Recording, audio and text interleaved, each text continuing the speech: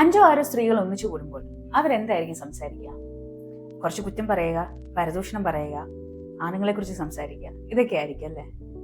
ഇങ്ങനെയൊക്കെ ആയിരിക്കും നമ്മൾ ചിലരെങ്കിലും ചിന്തിക്കുക. അതിന് കുറ്റം പറയാൻ പറ്റില്ല, കാരണം കുറേയൊക്കെ മലയാള സിനിമകൾ തന്നെ, അല്ലെങ്കിൽ സീരിയലുകളൊക്കെ അങ്ങനെയൊക്കെയാണ് കാണിച്ചു വെച്ചിരിക്കുന്നത്. സ്ത്രീകൾ ഒന്നിച്ചു കൂടുമ്പോഴുള്ള സംഭാഷണങ്ങൾ ഇന്നതൊക്കെയാണ് എന്ന രീതിയിൽ. അങ്ങനെയുള്ള നമ്മുടെ ചില മുൻവിധികളെയും നമ്മുടെ ചില ധാരണകളെയും എല്ലാം മാറ്റി നമ്മുടെ മനസ്സും നമ്മുടെ മനസ്സിലാക്കലുകളും കുറച്ചുകൂടെ തുറന്നതാക്കാൻ വേണ്ടി സഹായിക്കുന്ന ഒരു പുസ്തകമാണ് ഇന്ന് നമ്മൾ പരിചയപ്പെടുന്ന പുസ്തകം.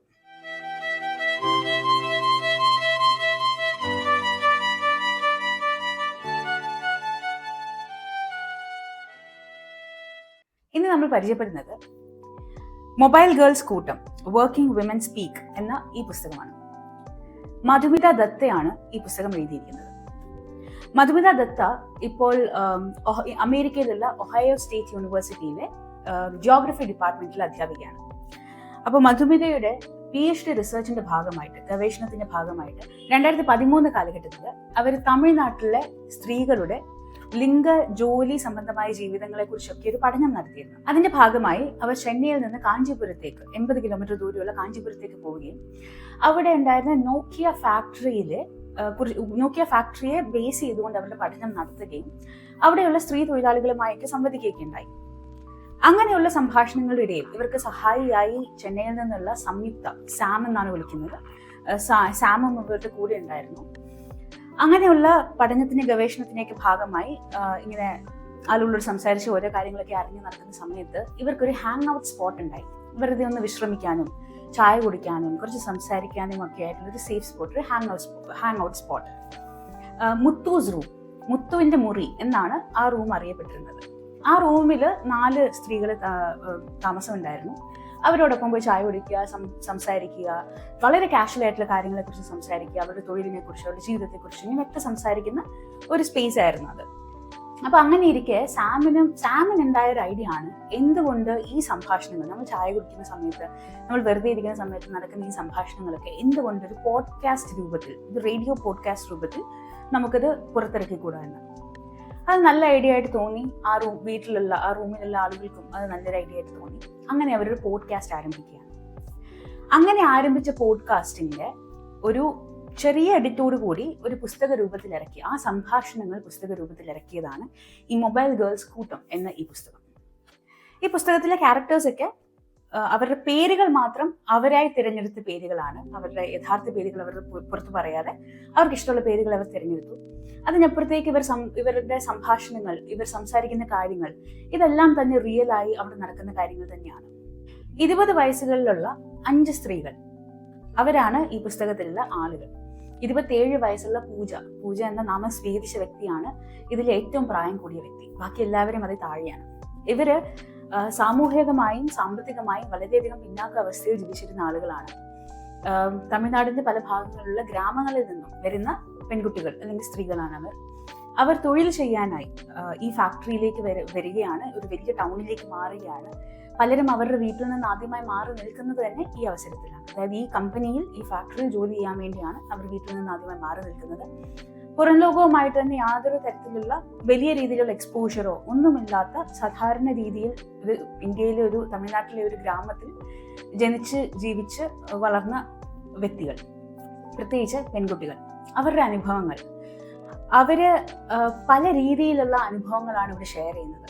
അപ്പം ഇങ്ങനെയുള്ളൊരു 5 പേർ, അതിനോടൊപ്പം തന്നെ സിറ്റിയിൽ നിന്നുള്ള PhD ചെയ്യുന്ന മധുമിതയും, അതുപോലെ തന്നെ നാടകത്തിലും ആർട്ടിലും ഒക്കെ താല്പര്യമുള്ള, അങ്ങനെ ഒരു ആർട്ടിസ്റ്റായി ഒരു ഫ്രീ ലൈഫ് ജീവിക്കുന്ന സാം എന്ന വ്യക്തിയും, ഇവരെല്ലാവരും ഒന്നു ചേരുമ്പോൾ എന്തൊക്കെയായിരിക്കും ഇവർ സംസാരിക്കുക?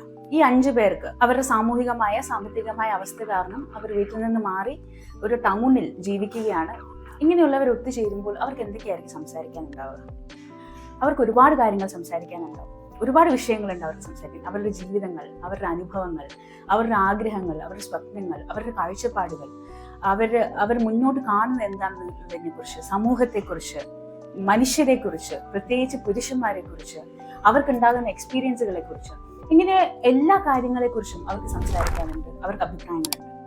ആ അഭിപ്രായങ്ങളെല്ലാം തന്നെ വലിയ രീതിയിലുള്ള സെൻസറിങ് ഒന്നും ഇല്ലാതെ അതായത് ഈ എഴുത്തുകാരിയായ മധുമിതയുടെയോ അല്ലെങ്കിൽ ഇവരുടെ സഹായിയായ സംയുക്തയുടെയോ ഇടപെടലുകൾ അധികമില്ലാതെ അവരുടേതായ സംഭാഷണങ്ങളാണ് ഇവിടെ നടക്കുന്നത്.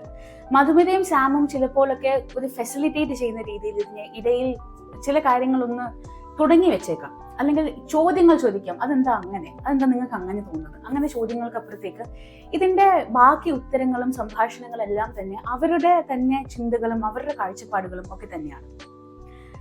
ഒരു PhD ഗവേഷണം ഒരു പുസ്തകമാകുമ്പോൾ സാധാരണഗതിയിൽ അത് ഭയങ്കര തിയറിറ്റിക്കലായിട്ട് തിയറീസ് കൊണ്ട് നിറഞ്ഞ് തിയറിറ്റിക്കൽ ഫ്രെയിംവർക്ക് ഒക്കെ വരുന്ന ഭയങ്കര ഒരു അക്കാഡമിക് സ്വഭാവമായിരിക്കും ആ ഒരു പുസ്തകത്തിന് ഉണ്ടാവുക. എന്നാൽ ഈ പുസ്തകം ഇതിൽ നിന്നെല്ലാം വ്യത്യസ്തമാണ്. ഇതിൽ അസംഷൻസോ അനാലിസുകളോ തിയറീസോ കൺക്ലൂഷൻസോ ഒന്നുമില്ല. പകരം ഇതിലുള്ളത് ചില തൊഴിലാളികളായ സ്ത്രീകളുടെ സംഭാഷണങ്ങൾ മാത്രമാണ്. ഈ പുസ്തകം തുടങ്ങുമ്പോൾ തന്നെ ഇതിൽ പറയുന്ന ഒരു കാര്യം എന്ന് പറഞ്ഞാൽ, എഴുത്തുകാരി നമ്മളോട് ആവശ്യപ്പെടുന്ന ഒരു കാര്യം, നിങ്ങൾ മുൻവിധികളൊക്കെ ഉള്ളവരായിരിക്കാം, ഇത് പറയുന്ന പല കാര്യങ്ങളെക്കുറിച്ച് നിങ്ങൾക്ക് വിഭിന്നമായ അഭിപ്രായങ്ങൾ ഉണ്ടായേക്കാം, പക്ഷെ നിങ്ങൾ നല്ല കേൾവിക്കാരാകുക. ഈ സംഭാഷണങ്ങൾ നമ്മൾ കേൾക്കുകയാണ് എന്ന രീതിയിൽ ചിന്തിച്ച് നമ്മൾ നല്ല കേൾവിക്കാരാവുക. എന്താണ് അവർക്ക് പറയാനുള്ളതെന്ന് നമ്മൾ ചുമ്മാ ഒന്ന് കേൾക്കുക. നമുക്ക് വ്യത്യസ്തമായ അഭിപ്രായങ്ങൾ ഉണ്ടാകാം, ചിലതൊക്കെ നമുക്ക് ഉൾക്കൊള്ളാൻ കഴിയാത്തതായിരിക്കാം, അല്ലെങ്കിൽ ചിലതൊക്കെ നമ്മൾ അതെന്തിനാ ഇങ്ങനെയൊക്കെ പറയുന്നത് എന്നൊക്കെ ചിന്തിക്കുമായിരിക്കാം. പക്ഷെ നല്ല കേൾവിക്കാരാവുക. കാരണം ഇതൊക്കെയും ഇവരുടെ തന്നെ മനസ്സിൽ നിന്ന് വന്ന, ഇവരുടെ അനുഭവങ്ങളിൽ നിന്ന് വന്ന, ഇവരുടെ സ്വന്തം വാക്കുകളാണ്, ഇവരുടെ ചിന്തകളാണ്. അതിനെ കേൾക്കാൻ കൂടി വേണ്ടിയിട്ടാണ് ഈ ഒരു പുസ്തകം ഇറങ്ങിയിരിക്കുന്നത്. എനിക്കിതിൽ ഏറ്റവും ഇഷ്ടപ്പെട്ടൊരു കാര്യം എന്താണെന്ന് വെച്ചാൽ, സാധാരണഗതിയിൽ ഗവേഷണം ചെയ്യുന്നവർ അല്ലെങ്കിൽ പഠനത്തിന്റെ ഭാഗമായി മറ്റുള്ളവരോട് സംസാരിക്കാനുള്ള അനുഭവങ്ങളൊക്കെ സ്വീകരിക്കുന്നവർ ഒരു വേറൊരു ലെവലിൽ നിന്ന് ഒരു തേർഡ് പാർട്ടിയായി ഇതിനെ നോക്കിക്കണ്ട് അതിനെ അനലൈസ് ചെയ്ത് അതിങ്ങനെയൊക്കെയാണെന്നൊക്കെ തിയറൈസ് ചെയ്ത് അങ്ങ് പോവുകയാണ് ചെയ്യുന്നത്. ഇവിടെ പക്ഷെ ആരെയാണോ ഇവർ പഠിക്കാൻ ശ്രമിച്ചത് അവരുടെ തന്നെ ശബ്ദത്തിൽ, അവരുടെ തന്നെ വാക്കുകളിൽ അത് ലോകത്തെ അറിയിക്കുകയാണ് ചെയ്യുന്നത്. അവിടെ ഒരു അനാലിസിസോ ഇൻഫ്ലുവൻസോ ഒന്നും ഇവർ നടത്തുന്നില്ല. പകരം ആ വ്യക്തികളുടെ ജീവിതം അവരായി തന്നെ നമ്മളോട് പറയുകയാണ്. അത് വളരെ നല്ല കാര്യമായിട്ടാണ് എനിക്ക് തോന്നിയത്.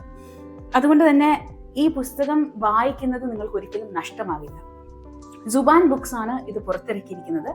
ഡൽഹി ബേസ്ഡ് ആയിട്ടുള്ള ഒരു ഇൻഡിപെൻഡന്റ് ഫെമിനിസ്റ്റ് പബ്ലിഷിംഗ് ഹൗസ് ആണ് സുബാൻ ബുക്സ്. എനിക്ക് എന്തായാലും ഈ പുസ്തകം വളരെ ഇഷ്ടപ്പെട്ടു. കാരണം ഇതിൽ നമുക്കറിയാമെന്ന് നമ്മൾ ചിന്തിച്ചിരുന്ന പല കാര്യങ്ങളും മറ്റൊരു പെർസ്പെക്റ്റീവിലൂടെ നമുക്ക് മനസ്സിലാവാനും, അല്ലെങ്കിൽ മറ്റുള്ള ആളുകളുടെ ജീവിതങ്ങൾ എങ്ങനെയാണ് എന്ന് നമുക്ക് കുറച്ചുകൂടി വ്യക്തമായി അവരിൽ നിന്ന് തന്നെ കേൾക്കുന്ന ആ ഒരു ഫീലോടുകൂടി നമുക്കിത് വായിച്ചു പോകാനും ഒക്കെ നമുക്ക് സാധിക്കുന്ന ഒരു പുസ്തകമാണ്. അതുകൊണ്ട് എനിക്കിത് ഭയങ്കരമായി ഇഷ്ടപ്പെട്ടു. ഞാനിത് തീർച്ചയായും നിങ്ങൾക്ക് റെക്കമെൻഡ് ചെയ്യുന്നുണ്ട്. നിങ്ങൾ വായിച്ചിട്ട് നിങ്ങൾക്ക് എന്താണ് തോന്നിയതെന്ന് കമന്റിൽ പറയുക. അതുപോലെ തന്നെ ഇതുപോലെ വ്യത്യസ്തമായ മറ്റു പുസ്തകങ്ങൾ നിങ്ങൾക്ക് ഇഷ്ടപ്പെട്ട, സാധാരണ രീതിയിൽ നമ്മൾ കാണുന്നതിന് വ്യത്യസ്തമായിട്ടുള്ള ഏതെങ്കിലും പുസ്തകങ്ങൾ നിങ്ങൾക്ക് മറ്റുള്ളവർ വായിക്കണമെന്ന് അറിയണമെന്ന് ആഗ്രഹമുണ്ടെങ്കിൽ അതിന്റെ പേരും കമന്റിൽ എഴുതുക. നമ്മളത് വായിച്ചിട്ട് മറ്റുള്ളവർക്ക് വേണ്ടി പരിചയപ്പെടുത്തുന്നതായിരിക്കും. വീണ്ടും ഇതുപോലെയുള്ള പുസ്തകങ്ങൾ പരിചയപ്പെടാൻ വേണ്ടിയിട്ട്, പുസ്തകങ്ങളെ കുറിച്ച് അറിയാൻ വേണ്ടിയിട്ട് നമ്മുടെ ചാനൽ ഫോളോ ചെയ്യുക, സബ്സ്ക്രൈബ് ചെയ്യുക.